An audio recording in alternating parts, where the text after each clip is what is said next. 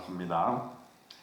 오늘은 유다 왕 아사랴라는 제목으로 말씀을 드리겠습니다.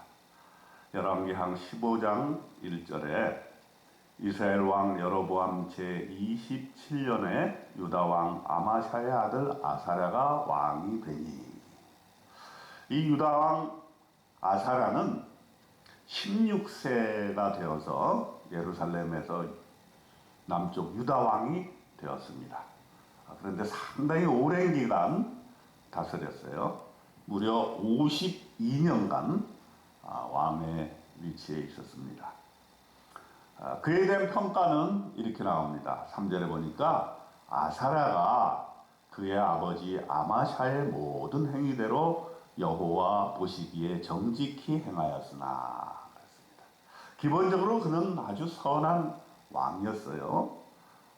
아버지의 그 선한 것을 잘 받아서 여호와 보시기에 정직히 행하였다 하였습니다. 그런데 조금 부족한 것이 있어요. 이스라엘 또 유다의 모든 왕들이 우리가 어제도 얘기를 했지만은 한 가지 부족한 것, 산당을 제거하지 않았던 것이죠. 우상 숭배에 끝까지 우상을 배격하고 하나님을 온전히 따르는 것에 부족했다 하는 것이죠. 그것이 4절에 나옵니다. 오직 산당은 제거하지 아니하였으므로 백성이 여전히 그 산당에서 제사를 드리며 분향하였다 그렇습니다. 그 왕 스스로가 이 산당을 제거하지 아니하기 때문에 백성들이 그 오래된 관습을 떨쳐버리지 못하고 하나님을 온전히 따르는 백성이 되지 못했다고 하는 것이었죠. 그런데 여기 또 놀라운 사실이 하나 있었는데, 그 아사랴 왕이 나병이 걸렸다 하는 것입니다. 여기 5절에 보니까 아주 간단하게 설명이 되어 있어요. 여호와께서 왕을 치셨으므로 그가 죽는 날까지 나병 환자가 되어 별궁에 거하고 왕자 요담이 왕궁을 다스리며 그 땅의 백성을 치리하였더라 이렇게 되어 있습니다. 무슨 일인지 정확하게 나오고 있지는 않아요. 여호와께서 왕을 치셨다 하는 것이죠. 그리고선 병을 주셨는데 나병이라고 하는 그러한 아주 어려운 병을 주셨다 하는 것이죠. 사실 우리가 선한 일을 하면서 산다 할지라도 누구나 다 선한 사람은 다 건강하다 이렇게 할 수 없는 것이 우리 인생의 현실 아니겠습니까? 하나님께서는 어떤 이유인지 모르지만은 병을 주실 때가 있어요.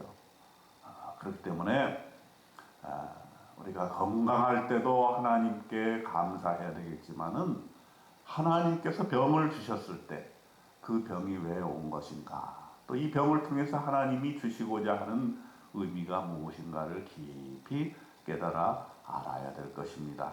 이 아사랴는 기본적으로는 아주 선하게 살았지만은 하나님께서 나병이라고 하는 그런 아주 불치의 병을 주셨다는 것이죠. 그러면서도 그 병에 걸려서 52년간 유다를 통치하면서 선하게 살아왔다는 것을 성경은 기록하고 있습니다. 반면에 북쪽 이스라엘은 오늘 이 열왕기상 15장에 보면은 5명의 왕들이 나오게 됩니다. 이들은 다 악한 왕이었어요. 제일 먼저 나온 왕이 스가랴입니다. 스가랴. 유다 왕 아사랴의 제38년에 여로보암의 아들 스가랴가 오직 6개월 동안만 사마리아에서 이스라엘을 다스렸다 이렇게 얘기하고, 그에 대한 평가를 9절에 얘기하고 있어요. 그의 조상들의 행위대로 여호와 보시기에 악을 행하여 이스라엘로 범죄하게 한 느밧의 아들 여로보암의 죄에서 떠나지 아니한지라. 이 말은 뭐냐면은 북쪽 이스라엘 사람들이 여로보암 왕, 초대 왕이었죠. 그가 우상을 숭배하고 하나님을 따르지 아니하였던 그 길에서 계속해서 그와 같은 범죄를 해야 됐다는 것이 계속해서 반복이 되고 있습니다. 여호와 보시기에 악을 행했다. 또 이스라엘 백성들을 범죄하게 했다. 여로보암의 죄에서 떠나지 아니하게 되었다. 자, 이렇게 되니까 그 죄에 대한 대가가 어떻게 나타나냐 하면 반역으로 나타납니다. 샬롬이 이 스가랴를 죽이고 대신 왕이 되었습니다.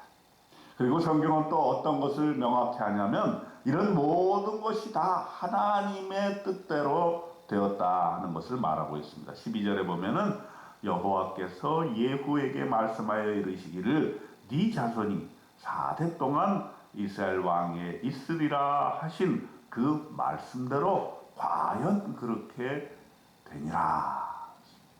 네. 악한 왕, 그 왕을 죽이되 그러나 그 왕을 하나님께서 약속하신 대로 4대까지 이르게 했다. 그건 하나님이 약속하시기 때문에 그 말씀을 그대로 실천하신 것이라고 성서 기자는 기록을 하고 있는 것입니다. 그리고 또한 아들 살룸이 사마리아에서 왕이 되었습니다. 그리고는 왕위에 오직 한 달 동안만 있게 돼요. 참, 얼마나 이 북이스라엘이 복잡했는가. 이것을 알 수가 있죠. 그냥 반란이 일어나고 또 반란이 일어나고 왕이 한 달 만에 또 바뀌게 되는 그러한 일들이 일어나게 되는 것입니다. 14절에도 보면은 가디의 아들 무나헴이 디르사에서부터 사마리아로 올라가서 야베스의 아들 살룸을 거기에서 쳐 죽이고 대신하여 왕이 되니라. 그래서 무나헴은 또 10년간 사마리아에서 다스렸습니다. 이때 놀라운 일이 일어납니다. 뭐냐 하면 아수르 왕이 침범을 시작한 것이죠. 이 아수르 왕은 이제 북이스라엘을 멸망시킨 왕이죠. 그래서 이미 이제 이 북이스라엘 왕들이 이렇게 하나님 앞에 악한 일을 하고 하나님께 순종하지 아니하게 되니까 아수르라는 그런 강대국을 통해서 이 북이스라엘이 멸망을 향해서 가고 있는 것을 우리가 볼 수가 있어요. 그런데 무나헴은 그것을 한번 막아보고자 이렇게 돈으로 해결하려고 했어요. 19절에 보니까 아수르 왕 둘이 와서 그 땅을 치려하매 무나헴이 은 1000달란트를 불에게 주어서 그로 자기를 도와주게 함으로 나라를 자기 손에 곧게 세우고자 하여 그랬습니다. 그가 아수르 왕과 싸우지 아니하고 돈을 주어가지고 그것을 좀 무마해 보려고 했습니다마는 그러나 역사는 그렇게 흘러가지 않았습니다. 무나헴의 아들 부가히아가 2년간 또 사마리아에서 다스리게 되었죠. 또 여로보암의 죄에서 떠나지 않았습니다. 이 부가히아도. 그래서 또 반역이 일어나요. 베가가 반역을 해가지고 20년간 이제 사마리아를 다스리게 됩니다. 이때 하나님께서는 아수르를 통하여서 이 북이스라엘을 침공하게 되는 것입니다. 29절에 그 사실이 나와 있습니다. 이스라엘 왕 베가 때에 아수르 왕 디글랏 빌레셀이 와서 이온과 아벨벳 마가와 야노아와 게데스와 하솔과 길르앗과 갈릴리와 납달리 온 땅을 점령하고 그 백성을 사로잡아 아수르로 옮겼더라. 자, 이때부터 이제 이스라엘 민족의 디아스포라가 시작이 됐다. 이렇게 볼 수가 있어요. 이제 북이스라엘, 남유다 이것이 멸망해 가는 그런 장면들을 우리가 보게 되는데 이들이 다 이제 강대국에 끌려가게 되고 나라는 완전히 망하게 되는 그것으로 가게 되는 것입니다. 그 이유는 무엇일까요? 나라가 이렇게 멸망하게 된 이유, 가장 기본적인 이유는 그들이 하나님을 따르지 아니하고 우상을 따르게 되었다는 것입니다. 그것은 결과로 나라가 망하고 모든 개인의 삶도 이제 하나님 앞에서 심판을 받게 되었다는 것입니다. 열왕기하 15장에서 우리가 명심해야 될 것이 무엇입니까? 우리는 하나님께서 우리에게 주신 말씀대로 사는 것이 중요하다. 그리고 우리에게 어떤 우상이든지 세상적인 것을 따르지 말고 하나님만 잘 믿고 따라야 되겠다.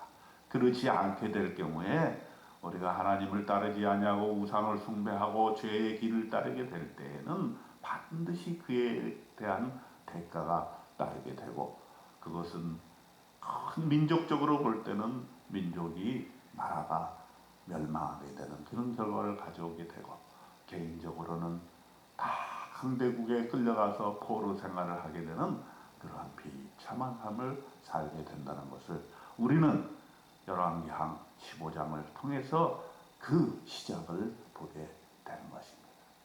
오늘 이 말씀을 듣고 우리는 경각심을 가져야 됩니다. 우리가 믿음 생활 잘 하고 있습니다. 그 믿음 생활을 결코 흔들리지 말고, 세상의 우상에 흔들리지 말고 오직 하나님만 바라보며 하나님께 충성하는 저와 여러분 되셔서 하나님의 인정함 받는 그런 저와 여러분 되시기를 주님의 이름으로 축원드립니다. 아멘.